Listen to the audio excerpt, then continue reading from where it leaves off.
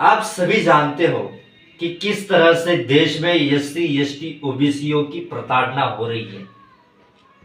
हर एक घंटे को हमारे दलितों के साथ हत्याकांड होते हुए हमें दिख रहा है। साथ ही साथ हमारे हक और अधिकार को छीना जा रहा है।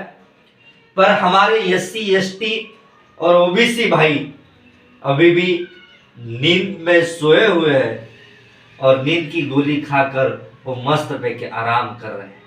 मैं इस माध्यम से आज मैं कहना चाह रहा हूं, जब आप जागरूक नहीं रहोगे तब तक आपका सभी हक और अधिकार यहाँ से छिना जाएगा और जब तुम्हें प्यास लगेगी तब आप कुआं खनने के लिए तैयार हो जाओगे। प्यास लगने से पहले ही पानी का इंतजाम करना होगा। और पानी का इंतजाम कैसे होगा? जब आप एकत्रित होकर लड़ोगे। बाबू जगदेव प्रसाद कुशवाहा जी ने बहुत अच्छा कहा है। बाबू जगदेव प्रसाद कुशवाहा जी कहते हैं कि 100 में 90 शोषित है, शोषितों ने ललकारा है और धन धरती और राजपाट पे 90 भाग हमारा है। साथियों, राजपाट पर 90 भाग हमारा रहकर भी आज हमारे साथ जुल्म ज्यादती हो रही है। इसलिए हमारे लोगों को आज पार्लियामेंट्री लड़ाई लड़ने की जरूरत है। हमारे माननीय कांशीराम साहब कह कर गए हैं कि वोट से लेके सीएम पीएम, आरक्षण से एसपीडीएम। और आज समय आ चुका है कि हमें हमारी राजनीतिक क्रांति निर्माण करने का। और ये राजनीतिक क्रांति कब होगी? जब सोया हुआ बिखरा हुआ समाज जब जाग जाएगा, एक हो जाएगा, तब जाकर इस देश में क्रांति होने वाली है। तब जाकर तुम्हारी हमारी सत्ता इस पार्लियामेंट में आएगी। तब जाकर तुम्हारी हमारी सत्ता इस असेंबली में आने वाली है। और आने के लिए आप सभी को काम करना है। सोचिए दोस्तों, आज हमारे सोच की सत्ता नहीं है तो हमारे ऊपर कितनी जुल्म ज्यादती हो रही है। हमारा एससी एसटी ओबीसी का आरक्षण छीना जा रहा है। आज ब्लॉक पंचायत से भी ओबीसीओ का आरक्षण छीना जा रहा है। आज लोकल लेवल के चुनावों से ओबीसीओ का आरक्षण छीना जा रहा है और ओबीसी हमारा सोया हुआ है।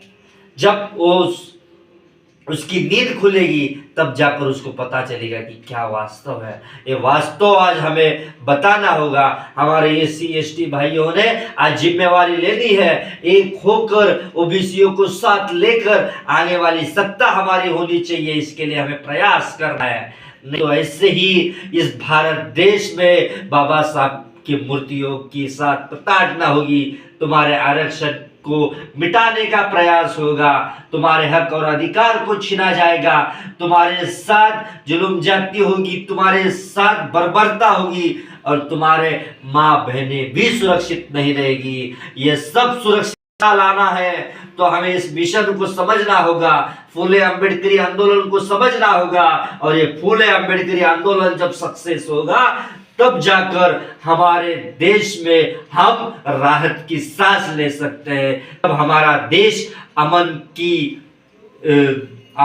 के साथ रह सकता है। इतनी बात करता हूँ और आपको जाते जाते इतना ही बात करता हूँ कि पॉलिटिक्स इज अ मास्टर की और ये मास्टर की को हमें समझना होगा। तो हमें आज यही तय करना है। और बाबा साहब का एक कोट से मैं मेरे वादी को पूर्ण विराम देता हूँ। बाबा साहब कह कर गए थे कि जाओ और अपने दीवारों पर लिखो, हम इस देश के शासक हैं।